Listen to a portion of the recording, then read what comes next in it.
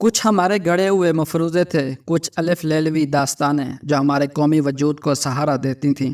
مثلا یہ کہ ملک کسی خاص مقصد کے لیے مرز وجود میں آیا ہے، جس کا معنی یہ نکلتا ہے کہ پروردگار عالم نے نعوذ باللہ تمام کام چھوڑ کر اس ملک کو ترتیب دیا تھا۔ اس مفروضے کا یہ بھی مطلب نکلتا ہے کہ اس دھرتی کے باسی اقوام عالم میں کوئی منفرد مقام رکھتے ہیں۔ یہ ایسی لایعنی باتیں ہیں جس پر کوئی تبصرہ نہیں کیا جا سکتا، لیکن ایسی باتوں پر ہی ہمارا قومی وجود قائم رہا اور ایسی کہانیوں پر ہی ہم ناز نخرے کرتے رہے۔ اب جب کہ ہمارا روپیہ ارضی کے کسی ٹکڑے کے برابر ہوتا جا رہا ہے، ایسی کہانیوں کا کھوکھلا پن ہر کس و ناقص پر عیاں ہو رہا ہے۔ اب شاید ہی کوئی یہ کہتا سنائی دے کہ اس ملک کے مرز وجود میں آنے کے پیچھے کوئی خاص مقصد تھا۔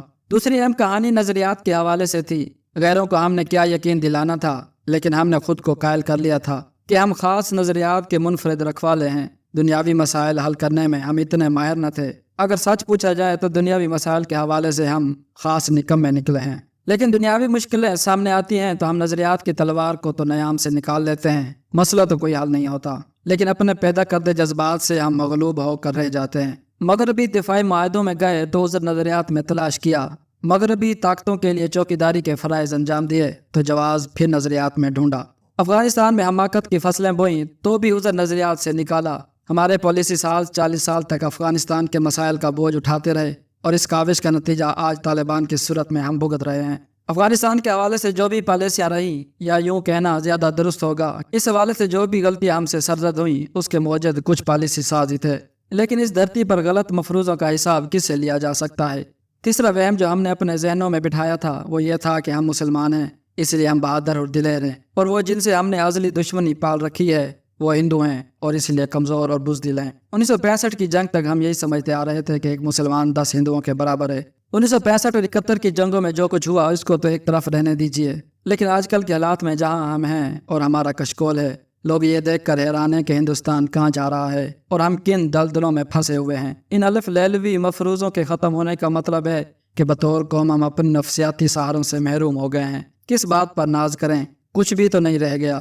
ہماری قومی نفسیات اب گدھا گروں والی بن چکی ہے کہ اگلے کچھ سال میں $25 بلین ہمیں سعودی عرب اور گلف کی امارات سے ملیں گے، اور 75 سے لے کر $100 بلین تک انویسٹمنٹ اگلے سالوں میں پتہ نہیں کہاں سے آئے گی۔ دوسری جنگ عظیم کی تباہ کاریوں کے بعد جرمنی اور جاپان یہ نہیں کہتے تھے کہ فلاں جگہ سے ہمیں اتنی امداد کی توقع ہے، بلکہ وہ اس عزم کا اظہار کرتے تھے کہ اپنی محنت کے بلبوتے پر ہم نے ملک کی تعمیر نو کرنی ہے۔ ہماری سوچ اس کے برعکس ہے۔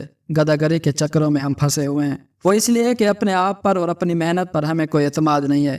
اعتماد آئے گا بھی کہاں سے؟ کسی مارکیٹ میں چلے جائیں، چھوٹی سے لے کر بڑی چیز تک سب باہر کی آپ کو ملے گی۔ کچھ نہ کچھ اندرونی انڈسٹریاں ہوا کرتی تھی، لیکن ہمارے ہاتھوں وہ بھی تباہ ہو گئی، اور آج سینیٹری سے لے کر بجلی کے سامان تک ہر چیز چائنا سے آ رہی ہے۔ پہلے انحصار ہمارا مغرب پر ہوا کرتا تھا، اب انحصار چین پر ہے۔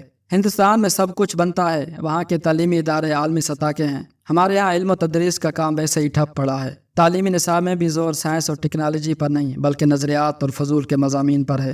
ہندوستان چاند پر گیا تو وہ تکے سے نہیں گیا، 70-75 سال کی کوششیں ہیں جن کی وجہ سے وہ اس قابل بنا کہ خلا میں جا سکے۔ یہاں سائنس اور ٹیکنالوجی کو کس نے گھاس ڈالی؟ ہم نظریات کے رکھوالے تھے اور آج نظریات کا پھل ہی کھا رہے ہیں۔ یہ جو حالت ہم نے اپنی کر لی ہے، اس لیے یہ سوچ پیدا ہوتی ہے کہ ہم شروع سے ہی غلط راستے پر تو نہیں تھے۔ ہمارے اکابرین کی نظریں تو قومی نشوونما پر مرکوز ہونی چاہیے تھی۔ ملک کو بنانا کیسے ہے، ترقی کی راہ پر اسے کیسے ڈالنا ہے، وہ نظریات کی پتہ نہیں کن کن جگہوں میں پڑے رہے۔ ان کی سطح کیا تھی اور کس سوچ کے وہ مالک تھے؟ پنڈت جواہر لال نہرو کو دیکھیے اور ان کے سامنے غلام محمد یا سکندر مرزا کو کھڑا کر دیجئے، کوئی مقابلہ بنتا ہے؟ ایوب خان کی وفات کے کافی سال بعد ان کی ایک ڈائری کی اشاعت ہوئی تھی۔ سطحی باتیں آپ کو اس ڈائری میں ملیں گی، کوئی گہرائی والی بات نہیں تھی۔ مرغابیوں کے شکار کا بہت ذکر ہے، فلاں جگہ شکار کرنے گئے، اتنی مرغابیاں ماری، فلاں جگہ ریسٹ ہاؤس میں رات گزاری اور صبح اتنا شکار کیا، اور یہ شخص اس ملک کا 10 سال سربراہ رہا۔ ضیاء الحق نے اس ملک کو افغانستان کے تنور میں دھکیل دیا اور 11 سال بعد اس بد نصیب قوم کو اعتقاد کا واز سناتے رہے۔ ضیاء الحق نے ایک مہربانی قوم پر کی کہ کوئی کتاب نہیں لکھی، ورنہ وہ بھی ایک شاہکار ہوتی۔ پرویز مشرف نے البتہ معاونین کی مدد سے ایک کتاب لکھی، اسے پڑھیں تو سر چکرا جاتا ہے کہ یہ ملک کیسی دانشوری کا شکار رہا ہے۔ ذوالفقار علی بھٹو کا ذکر یہاں بھیجا نہ ہوگا، بہت ذہین تھے لیکن ان کی ذہانت کسی کام نہ آئی۔ ولی خان اور قوم پرست بلوچ سرداروں کو اپنا قدرتی حلیف سمجھنا چاہیے تھا، لیکن انہیں دشمن بنا بیٹھے اور بلوچستان میں خواہ کی مہم جوئی کی طرف چل پڑے۔ ایک اور ان کا مسئلہ تھا کہ ذرا سی مخالفت بھی برداشت نہ کر سکتے تھے۔ اور اپنے سیاسی حریف کے ساتھ ان کا بہت ناروا سلوک رہا، جس کی بھاری قیمت انہیں بعد میں ادا کرنا پڑی۔ لیکن یہ بھی ہمارے ہاں ہے کہ نظام ہمارا ایسا بن گیا ہے، اس میں کسی مقبول سیاستدان کی گنجائش ہی نہ رہی۔ بھٹو کو ان کے گناہوں کی وجہ سے سولی پر نہیں جانا پڑا، بلکہ مقبول عام لیڈر تھے، اس لیے انہیں برداشت نہ کیا گیا۔ نواز شریف کے اور بہت سے قصور ہوں گے، ان کا بڑا قصور بھی یہی تھا کہ وہ مقبول لیڈر تھے۔ جہاں تک آج کی صورتحال ہے، اسے تو رہنے ہی دیں تو بہتر ہوگا۔ مولانا کوثر نیازی نے ایک تقریب میں ٹھیک ہی کہا تھا کہ اسلام آباد میں سابقہ وزرائے اعظم کا ایک الگ قبرستان ہونا چاہیے۔ جس تباہال موڑ پر ہم پہنچ چکے ہیں، اس کا تقاضا تو یہی ہے کہ قوم میں ایک نئی سوچ پیدا ہو اور بھرپور عزم کے ساتھ ایک نئی قیادت سامنے آئے۔ لیکن جو حالات بن چکے ہیں، ان میں کوئی امید کی کرن نظر نہیں آتی۔ یہاں تو یہ لگتا ہے کہ وقت کے دھارے کو روکنے کی کوشش کی جا رہی ہے۔ قومی امنگیں ہیں کچھ اور نوعیت کی نظر آتی ہیں، لیکن جو روشیں کار فرما ہیں وہ ان امنگوں سے یکسر مختلف ہیں۔ یعنی حالات کی پکار کچھ اور ہے اور ہم کر کچھ اور رہے ہیں۔ خرابی کہاں ہے؟ یقین سے اتنا ہی کہہ سکتا ہوں کہ خطرناک راستوں پر ہم چل رہے ہیں۔ اللہ حافظ۔